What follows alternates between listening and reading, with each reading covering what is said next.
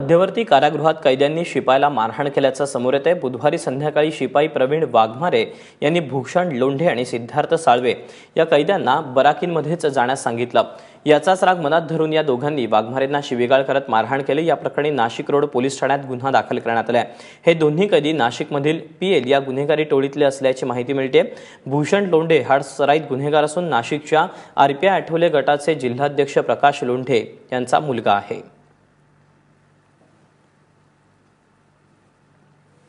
वाघमारे हा शिपाई बंदी करत असताना त्याने बंद्यांना आवाज दिला की बंदीला चला म्हणून।